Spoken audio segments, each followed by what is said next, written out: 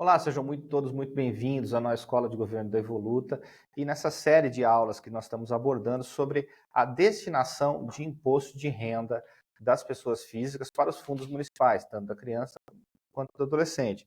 Quem está conversando com a gente nessa série é o Marco Gregório Borges, ele é mestre em gestão pública pela USP e com especialização em direito tributário pela ENAP e servidor público federal responsável pela área de cidadania fiscal na Receita Federal do Estado de São Paulo. Seja muito bem-vindo novamente, Marcos.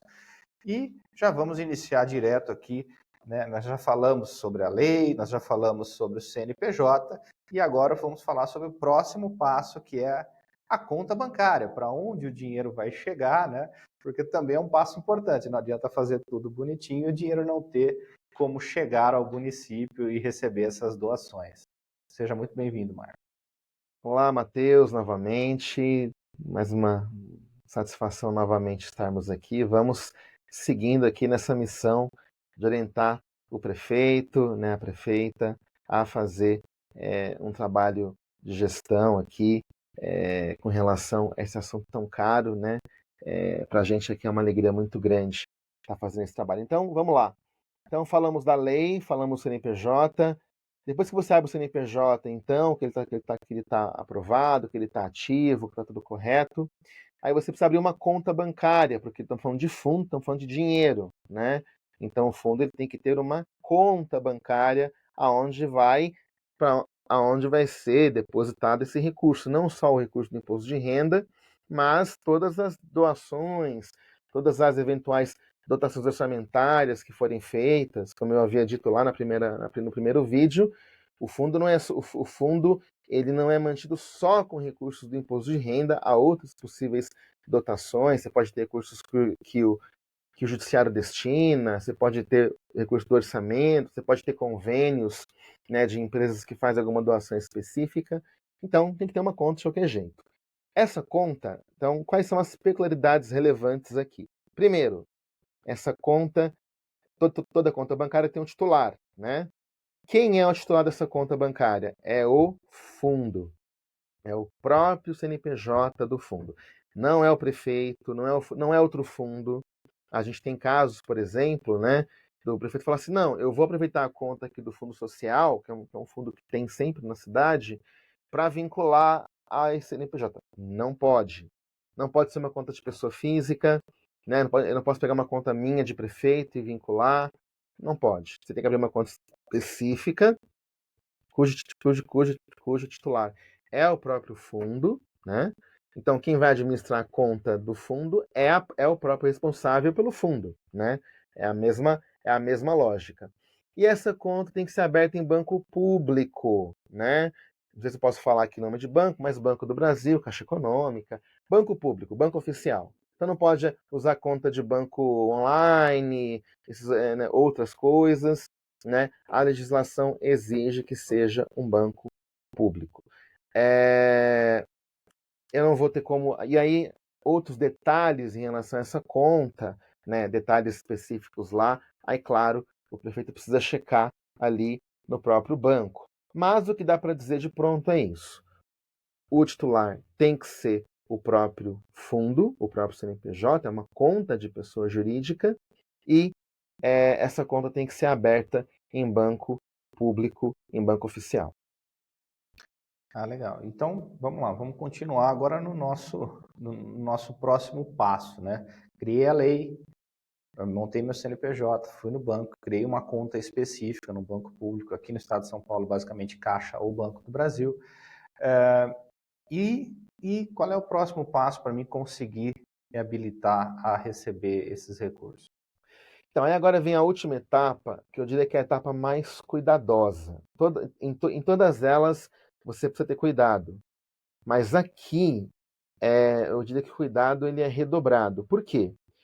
Porque depois que você, então, está de fato, digamos, fez, né, as três etapas fundamentais, que você criou a lei, criou o CNPJ e criou a conta, você precisa comunicar isso para o governo federal, né? Porque assim, como que vai aparecer os dados desse fundo no nosso programa de imposto de renda? Precisa existir um fluxo administrativo para isso. Então, como o imposto de renda é um imposto federal, né? Então está ligado ao governo federal, mas quem gere a política de atenção à criança e à pessoa idosa no nível federal é o Ministério de Direitos Humanos e Cidadania, ele é o responsável por receber essas informações.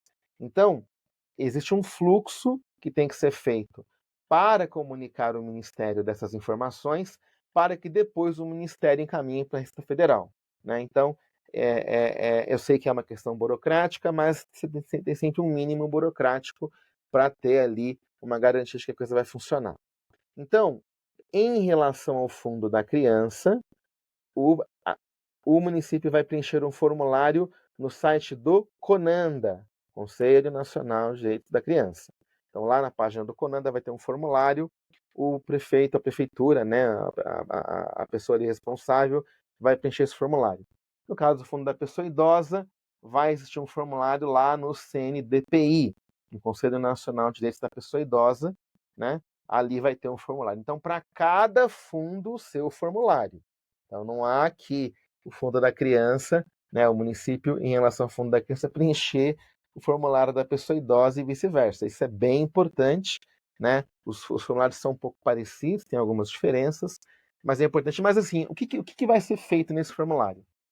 Você vai basicamente preencher as informações do fundo relacionadas à lei que criou o fundo, informações relacionadas ao CNPJ, informações relacionadas à conta bancária. É basicamente isso, né?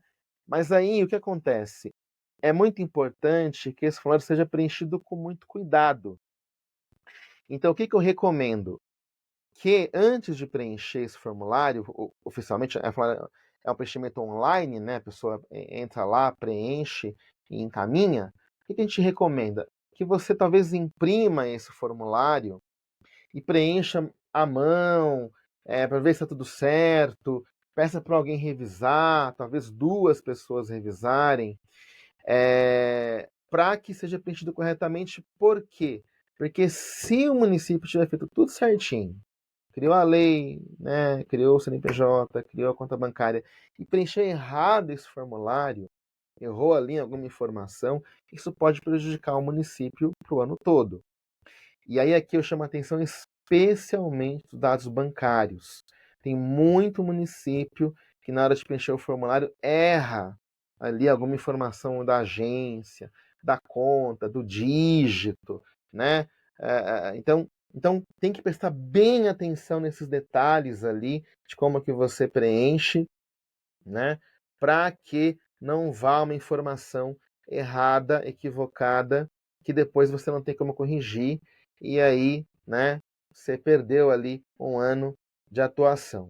Então é importante que esse formulário seja preenchido com muito cuidado, com muita atenção, revisado por uma, duas pessoas, né? É importante que você tenha na mão a lei, na mão o cartão do CNPJ, na mão os dados bancários, preencheu, olha, vê, tá certo, é esse banco mesmo, o dígito é esse, não sei o quê, né? Por exemplo, a Caixa Econômica tem ali um estilo de conta bancária, um número diferente, então veja ali, né?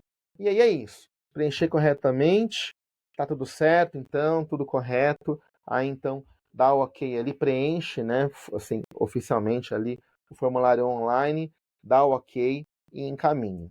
Então, esse é o trabalho a ser feito e tem esse prazo que a gente tem repetido.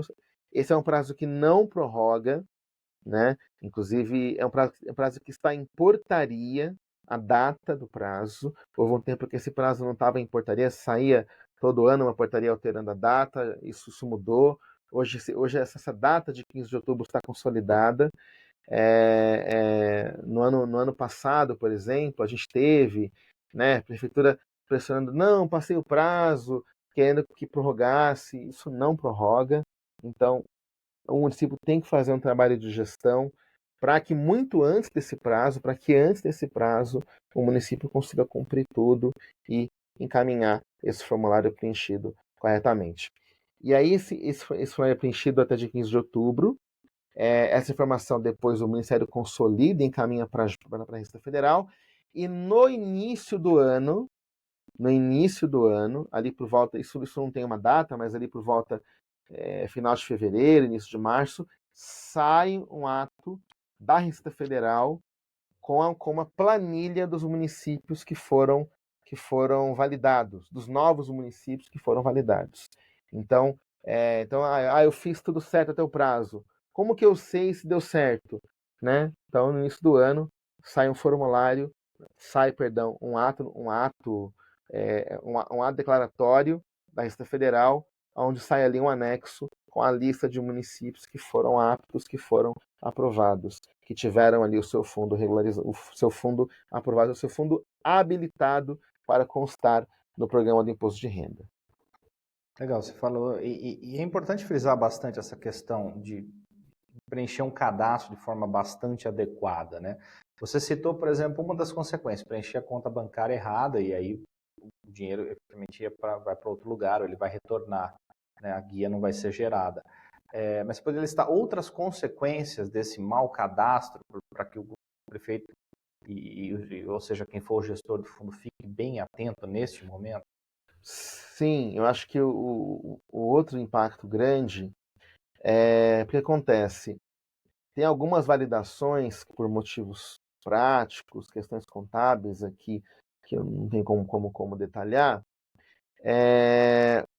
Você tem basicamente duas validações. Você tem uma validação que é feita nesse momento, essa que eu estou explicando, para o fundo estar apto. Só que em função de algum detalhe, pode acontecer até do município ficar apto, dele conseguir constar como apto, e tudo bem aparecer no programa, o contribuinte conseguir fazer a destinação ali para o fundo, mas dar problema na hora do repasse, que é uma coisa que é feita depois, né? Então, você tem a entrega de declaração até o final de maio, né? Até 31 de maio.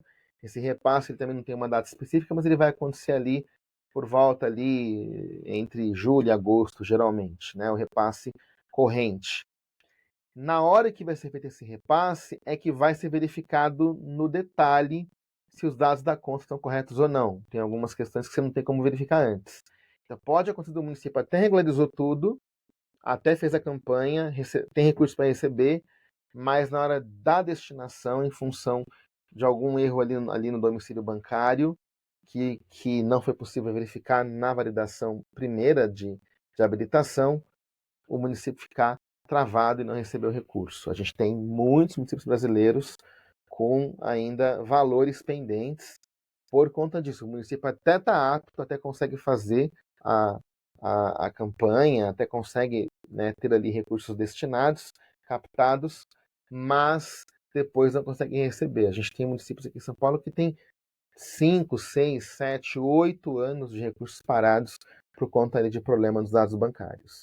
Então é realmente importante esse cuidado aí dessas informações bancárias, seja para ele ficar apto, seja depois para receber efetivamente o recurso destinado. Legal, Marco. Então, só para a gente fechar esse episódio, né? Acho que deu para a pessoa entender de todo esse cuidado do cadastramento, cuidado das contas bancárias. Enviou o cadastro, para a gente encerrar, o que acontece depois do envio do cadastro? Já falou que tem essa lista de validação, mas quais os cuidados que o gestor também precisa ter nessas fases até o momento da declaração de imposto de renda? Depois que ele encaminha, se ele fez tudo correto, ele tem que esperar sair esse ato, né? Às vezes o município questiona aqui, quero saber, ter certeza se foi, não foi. O que a gente recomenda é que, às vezes tem casos que se dá algum problema em Brasília, a gente entre na, na, no contato do Ministério de Direitos Humanos com a Receita. O que a gente recomenda? Depois que você enviar, você print ali a tela, né, de que foi enviado, né, sai ali, quando você dá o ok, sai ali uma informação na tela confirmando isso, então print a tela, guarde, né, é, é isso que você pode fazer e tem que esperar efetivamente sair esse ato do órgão que sai só no ano seguinte. Aí, saindo o ato, ele vai lá e baixa, checa se consta o município dele. Geralmente sai sai um anexo com os que foram aprovados e sai um dos pendentes e o motivo de não ter conseguido. Então, de repente, o município não achou ali o seu nome na lista de fundos aptos, ele abre outro anexo e checa. De repente, já sai ali alguma questão do porquê que, eventualmente, o município não foi habilitado. E aí, talvez, é uma coisa que vai ter que corrigir para o outro ano. Né? Tem também sempre essa possibilidade. Então, tem que ficar atento, tanto na hora de fazer, quanto depois na hora de verificar se deu certo ou não deu. Seja para sabendo que deu certo poder fazer a campanha, seja para sabendo que não deu certo já proceder com as regularizações para o ano seguinte. Né? Vale a pena sempre dizer, se não deu certo, o município ali, a princípio, perdeu ali aquele ano. Né? E vamos só frisar para a gente finalizar que são 2 conselhos, são 2 cadastros diferentes, eles têm as suas especificidades entre si, então é importante que o gestor fique atento a um e ao outro de forma separada. Sim, né? sim, sim. Um é no CONANDA e o outro no Conselho do Idoso Federal. O do idoso, você falou que o da educação, da infância e juventude é no CONANDA, e o do idoso? No site do Conselho Nacional de Direito da É Pessoa do Conselho Idosa. Nacional, não federal. CNDPI que chama. A gente vai deixar o link na descrição e o pessoal pode acessar para fazer esse cadastramento. Isso. Eu acho que dessa fase, ela é chata, ela é técnica, né? Mas eu acho que é isso, eu acho que deu para eles entenderem um pouco da atenção necessária para esse tipo de cadastro ser efetivo, a conta bancária funcionar e o recurso chegar à sua destinação. Marcos, mais uma vez agradeço a sua participação e já fico com o convite de nos acompanhar na próxima aula, que nós vamos tentar sanar algumas dúvidas bem comuns, né, dar uns conselhos finais e para que todos os gestores públicos efetivamente coloquem essas políticas em práticas e tenha mais uma fonte de arrecadação tão importante. Maravilha. Então, eu que agradeço aí. Então, fica o convite para acompanhar o último vídeo da nossa série.